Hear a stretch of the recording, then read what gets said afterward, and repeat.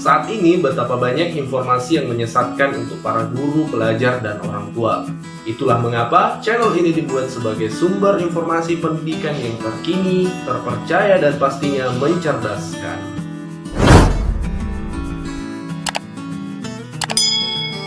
Assalamualaikum warahmatullahi wabarakatuh, dan apa kabar? Semoga kita semua senantiasa sehat walafiat. Di video kali ini kami akan membahas sebuah isu yang lagi hangat-hangatnya. Sebenarnya ini sudah hangat sejak 4 bulan yang lalu, tapi hangat kembali akhir-akhir ini terkait potongan gaji ASN yang sejumlah 2,5%. Nah, ini akan kami bahas karena memang beberapa media memuat ini dan kami akan berpedoman pada aturan resmi yang memang sudah dikeluarkan oleh pemerintah, yaitu berupa PP Peraturan Pemerintah Nomor 25 Tahun 2020 tentang penyelenggaraan tabungan perumahan rakyat. Jadi pertama kami ingin menyampaikan bahwasannya benar adanya akan ada potongan 2,5% untuk ASN dari gajinya, tapi itu akan berlaku di tahun 2021. Di tahun 2021 sesuai informasi yang kami dapatkan dari berbagai media. Dan memang aturannya sudah ada, yaitu PP nomor 25 tahun 2020. Nah, ini akan kita kupas, ini akan kita bahas seperti apa sebenarnya pemotongannya dan untuk apa pemotongan itu. Jadi ini adalah tentang penyelenggaraan tabungan perumahan rakyat. Nah, kita langsung menuju ke pasal yang mengatur tentang pemotongan itu. Kita lihat di pasal 5, pengerahan dana tapera dilakukan untuk pengumpulan dana dari peserta. Peserta sebagaimana dimaksud pada ayat 1 terdiri atas pekerja dan pekerja mandiri. Nah, di sini juga di pasal 7, pekerja sebagaimana dimaksud dalam pasal 5 ayat 2 huruf A meliputi pertama CPNS ya, kemudian pegawai aparatur sipil negara ya ASN, kemudian prajurit TNI, kemudian kepolisian, Polri ya seperti itu.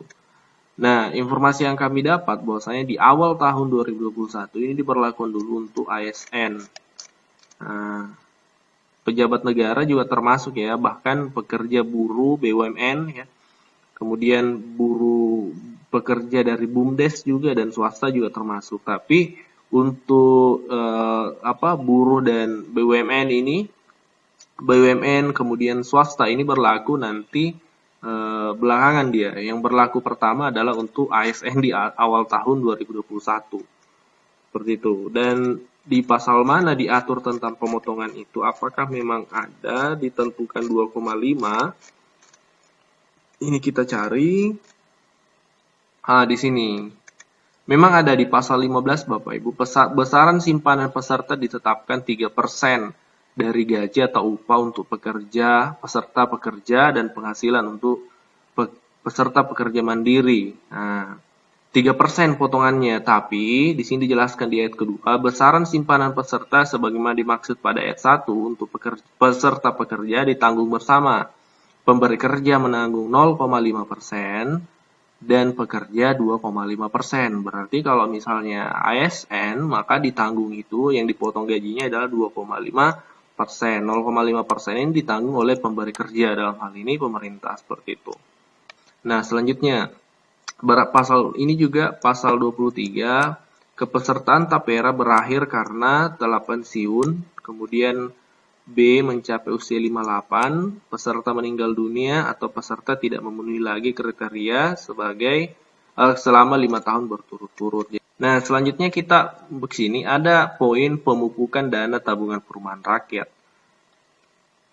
Pemupukan dana tapera dilakukan untuk meningkatkan nilai dana tapera. Pemupukan dana tapera dilakukan oleh manajer investasi dalam bentuk KIK yang portofolio investasinya ditempatkan pada instrumen investasi dalam negeri.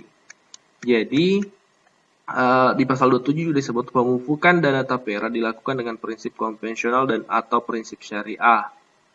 Jadi kita bisa menyimpulkan bahwasanya dana yang kita tabung di tapera itu yang di iuran tiap bulan 2,5% itu akan digunakan oleh pihak tapera kemudian diinvestasikan dengan berbagai macam bentuk ya, bisa konvensional ataupun syariah. istilahnya ada semacam pemupukan, ada mungkin nanti ada bunganya dari tabungan yang kita tabung di dana tapera tersebut, seperti itu. Nah, jadi dari pasal-pasal yang ada di sini bisa beberapa poin yang perlu kita ketahui. Salah satunya adalah bahwasanya eh, dana tabungan pensiun tabungan perumahan rakyat ini ditabung di tapera, kemudian nanti pada saat kita pensiun ini bisa kita ambil kembali kalau kita tidak memanfaatkannya untuk membangun perumahan atau untuk perumahan. Kita bisa mengambil kembali tabungan itu plus dana pemupukannya. Mungkin yang dimaksud adalah dana bunganya, seperti itu. Jadi bukan potongan sebenarnya kalau kita mau bahasakan, tapi dia sifatnya semacam investasi kita untuk perumahan ASN. Tapi kalau yang sudah punya rumah misalnya, maka itu bisa digunakan untuk investasi dan bisa dimanfaatkan pada saat pensiun, bisa diambil kembali dan mungkin akan bertambah jumlahnya karena sudah ada dana pemupukan atau mungkin dana bunga, seperti itu. Nah, tentu ada yang bertanya juga sih, sebenarnya apa sih perbedaan antara taperum, tabungan perumahan rakyat yang sudah ada, yang sudah dijalankan, sempat berjalan dengan tapera ini? Nah, ini akan kami bahas juga. Perbedaan taperum dan tapera. Yang pertama, ini kami lansir kutip dari cnbcindonesia.com. Ini kami rangkumkan untuk Bapak Ibu supaya lebih mudah. Yang pertama, dari sisi kepesertaan. Kalau taperum selama ini adalah tabungan perumahan khusus untuk PNS saja. Ini dari sisi kepesertaan.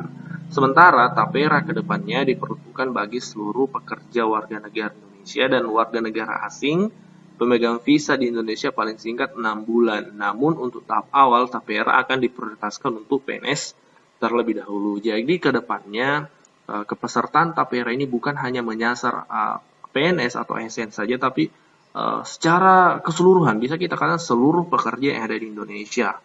Seperti itu, termasuk swasta. Hanya memang di tahap awal, di awal Januari nanti itu hanya untuk ASN saja dulu, seperti itu. Dan perbedaan yang kedua dari sisi besaran iuran. Kalau di taperum ya, taperum itu besaran yang dipotong dari gaji PNS untuk taperum PNS terbagi menjadi 4 golongan. Golongan 1 itu 3.000 per bulan, golongan 2 itu 5.000 per bulan, golongan 3 itu 7.000 per bulan, dan golongan 4 10.000 per bulan. Ini sebenarnya taperum ini potongannya relatif kecil ya. Sedangkan di tapera itu dipatok 3% dari gaji PNS per bulan, di mana peserta pekerja diwajibkan untuk memberi setoran 2,5 dan 0,5 ditanggung oleh perusahaan atau pemberi kerja.